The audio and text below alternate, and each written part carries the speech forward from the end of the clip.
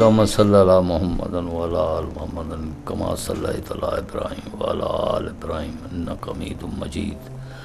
अल्लाहुम्मा बारिक अला मुहम्मदन व अला आलि मुहम्मदन कमा बारकता अला इब्राहीम व अला आलि इब्राहीम इन्नका हमीदुम मजीद।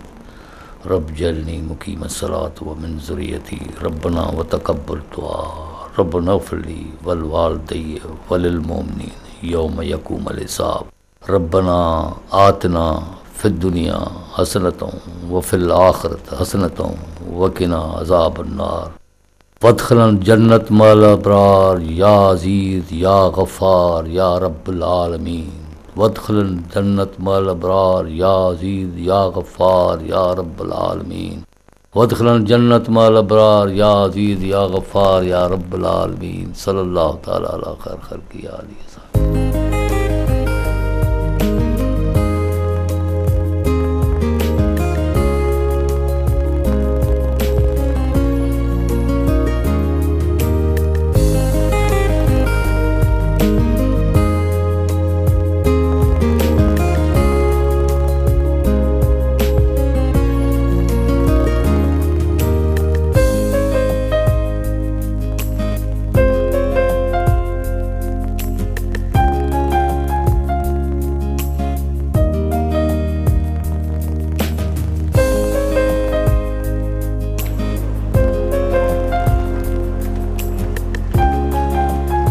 जी बात की आपने उससे?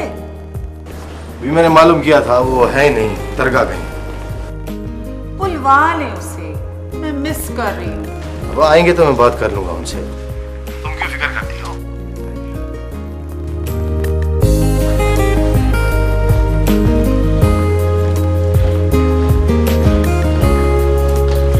साहब वो फाइलें वाले लेके आ जाओ मेरे दफ्तर में। अभी 4 बजे पार्टी मीटिंग है, फिर आप वो लोग शिकायत।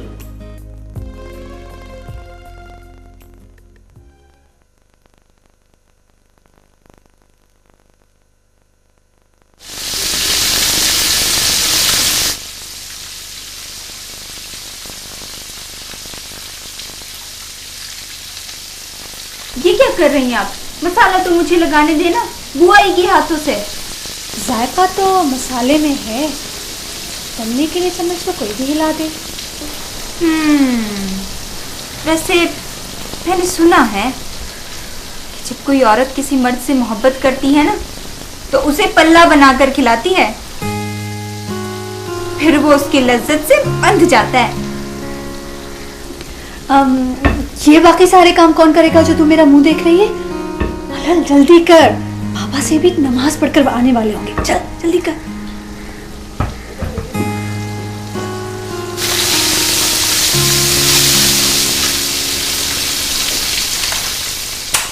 चंद्रे, तुम चिबड़ियां मारते रह जाना। उधर उसका बेटा गद्दी पे कब्जा करके बैठ जाएगा, जैसे उसकी माँ निगोड़ी मेरे सुहाग पे कब्जा करके बैठी हुई। अम्मा साईं गद्दी पर बैठने का टाइम बिता है ना। अभी तो बाबा साईं खुद जवान है, उनकी जिंदगी में थोड़ी ना ऐसा हो सकता है, कोई नहीं बैठ सकता। मुख्य तो लगे तो कि वो अपनी जिंदगी में ही उसे गद्दी पे बिठा के जाएंगे, इसीलिए तो उसे ले लेके घूमते हैं अपने साथ। अम्मा तू बस सफा मथो खाई हुई है, दिसना से पानी नहीं के। चुप।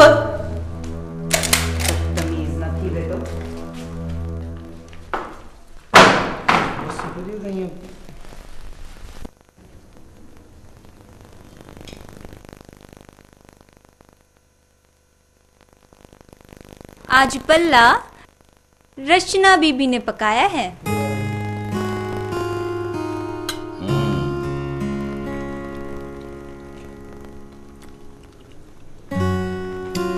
वाह भाई वाह, तुम्हारे हाथ में तो अम्मा जैसा जायका है।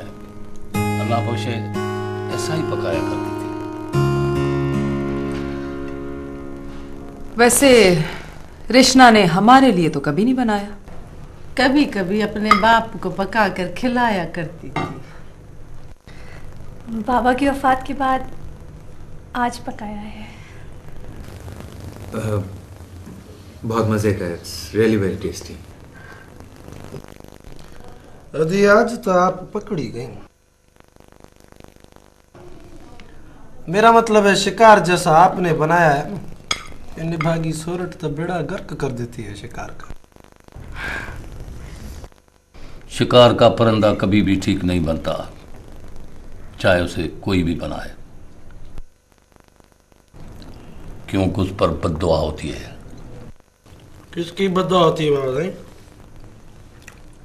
दूसरे परिंदों की, क्योंकि जब वो अल्लाह की सना कर रहे होते हैं तुम उन्हें हलाक कर देते हो।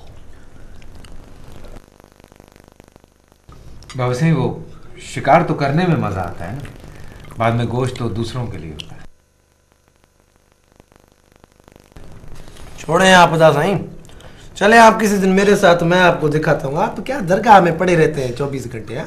हाँ हाँ बाबा, निकल चलो ना इधर उधर, आजकल तो मौसम भी बड़ा अच्छा है। अम्मा साईं घूमते फिरते तो हैं, मैं और बाबा साईं।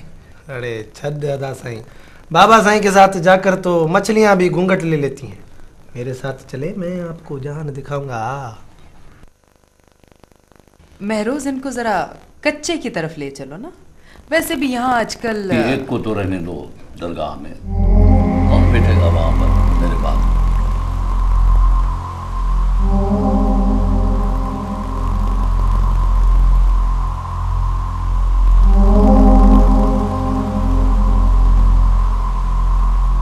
तरह जानते हैं ना जी। जी चलिए बात करता हूं मैं। हाँ हाँ, जैसा भी होगा ठीक है। मुझे लगता है आप खुद भी चाहते हैं कि वो दरगाह पे जाके बैठ जाए। अरे वो पार्टी मीटिंग थी, याद नहीं रहा? तुम्हें तो पता है कैसे क्राइसिस चल रहे हैं, अपोजिशन में रहना इतना आसान नहीं होता है। क्राइसिस तो चलते ही रहते हैं, पहले आप इस कंस्पिरेसी को तो खत्म करें। कंस्पिरेसी? पहले आप उसे फोर्स करके लेके जाया करते थे, अब वो हमें फोर्स करके गया है। पिछले 1 हफ्ते से मैं उसे फोन कर रही हूँ, मिलता ही नहीं, और खुद से उसका एक बार फोन नहीं आया। तो बाबा इसमें कंस्पिरेसी वाली कौन सी बात है? मूडी लड़का है, जो जी में आता है वो करता है। मैं आपको क्लियर कर देती हूँ नादिर, वो उस दरगाह पे नहीं बैठेगा, वहां आपका दूसरा बेटा बैठेगा। पागल हो गई है तुम क्या? खाक गद्दी पे बैठेगा, घर में ठीक से बैठता नहीं है। कुछ पढ़ के फूंक दिया है आपके बाबा साईं ने उस पर। चरी पढ़ के फूकना होता तो मुझ पे फूकती है। एक बात बताऊं तुमको, गद्दी पे बिठाना बाबा साईं का काम नहीं है, ये मुर्शिद साईं का काम है। एक बार जिसे कबूल कर लें तो फिर उसे कोई नहीं रोक सकता।